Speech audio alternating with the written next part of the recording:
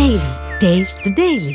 தமிழ்நாட்டுடைய துணை முதல்வரை ஒருமையில் அண்ணாமலை பேசினார் என்று சொன்னால் துணை முதல்வர் என்று சொல்லுகிற அந்த அந்தஸ்தை குலைக்கிற அண்ணாமலை மீது நடவடிக்கை எடுக்க வேண்டும் என்று சொல்லுவோம். கருத்து வேறுபாடு என்பது வேறு. ஆனா ரெண்டு பேரும் போடுற சண்டையை பார்த்தா சொல்லி வச்சு ரெண்டு பேரும் போடுற மாதிரியே தெரியும். நீ அண்ணா சாலைக்கு வா என்று இவர் சொல்லுகிறார், நான் வந்து விட்டேன் என்று சொல்லுகிறார். மக்களை எங்கேயோ கொண்டு போய் சேர்க்கிறீங்க. மக்கள் இழிச்சமாயர்களாக மாறிக்கொண்டிருக்கிறார்கள். இன்றைக்கு தமிழ்நாட்டில் மன்னாதி மன்னர்களாக மாறிக்கொண்டிருக்கிறார்கள். சொத்துக்களிலே போட்டி நடக்கிறது. ஆனால் அந்த 10 கோடியை தமிழக அரசிடம் இருந்து கொடுக்கிறார். வக்ஃப் வாரியத்தை பாதுகாப்பதற்கு வெறும் 10 கோடியை தருகிறார் ஒரு வருஷத்துக்கு. எங்கே இருக்கிறது? மலைக்கும் மடுவுக்குமான தூரமாக இன்றைக்கு வக்ஃப் வாரியத்தினுடைய நிலை என்பது இன்றைக்கு இருந்து கொண்டிருக்கிறது. இதிலிருந்து ஒரு மாற்றம் வேண்டும் என்று சொல்லுகிறோம். வக்ஃப் வாரியத்தை வலுவாக்குங்கள் என்று சொல்லுகிறோம். திருப்பரங்குன்றம் போன்ற பிரச்சனைகள் வரக்கூடாது என்று சொன்னால் 1991 வர்ஷிப்ஸ் ஆக்ட் என்று சொல்லுகிற, அதாவது ஆலயங்களுடைய அந்த சட்டங்களை நீங்கள் நிறைவேற்றுங்கள் என்று சொல்லுகிறோம். அந்த சட்டத்தை நிறைவேற்றுவதற்கு கூட, அதில் உறுதியாக நிற்பதற்கு கூட இந்த அரசு தயங்குகிறது.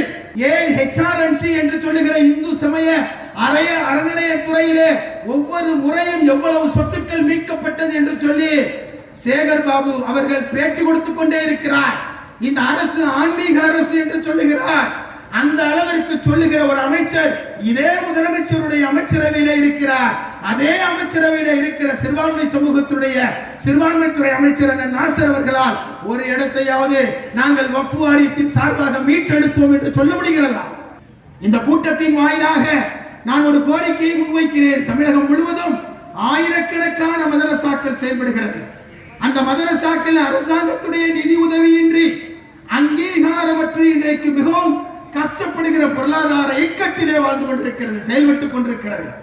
36,000 சிறைவாசிகளை விடுதலை செய்யுங்கள், விடுதலை செய்யுங்கள் என்று நாங்க கத்தாம கத்தி தொண்டை தண்ணி வத்தி SDPI ரோட்டில் நின்றுதான் அவர்களை விடுதலை செய்ய வேண்டும் என்று சொன்னால் அது எப்படி சமூக நீதி அரசாக இருக்க முடியும்? 3.5% இடஒதுக்கீடு 2008 கொடுக்கப்பட்டது.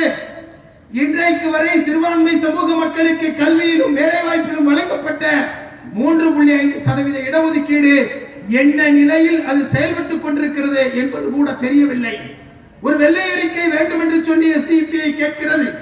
அந்த இடஒதுக்கீட்டிலே ஒரு அநீதி இருக்கிறது என்று நாங்கள் குற்றம் சாட்டுகிறோம். தமிழகத்துடைய அரசு திரும்பி கூட பார்க்கவில்லை. நாளுக்கு நாள் எங்களது நிலை பாதிக்கப்பட்டுக் கொண்டே இருக்கிறது. இதுவரை 600 ஆண்டுகளாக வழிபாட்டு உரிமையை வழங்கிக் கொண்டிருந்த திருப்பரங்குன்றம் தர்காவிலே நேர்ச்சை செய்கிற வழிபாட்டு உரிமை எங்களுக்கு மறுக்கப்படுகிறது என்று சொன்னால் உத்தரப்பிரதேசத்திலே நடக்கிற கொடுமைக்கும் இதற்கும் என்ன வித்தியாசம் இருக்க முடியும்? பாதகம் செய்பவரை கண்டால் நாம் பயம் கொள்ளலாகாது பாப்பா. மோதி மிதித்து விடு பாப்பா, அவர் முகத்தில் உமிழ்ந்து விடு பாப்பா. அண்மை செய்திகளை உடனுக்குடன் தெரிந்து கொள்ள இணைந்திருங்கள் எம் நாடு தொலைக்காட்சியுடன்.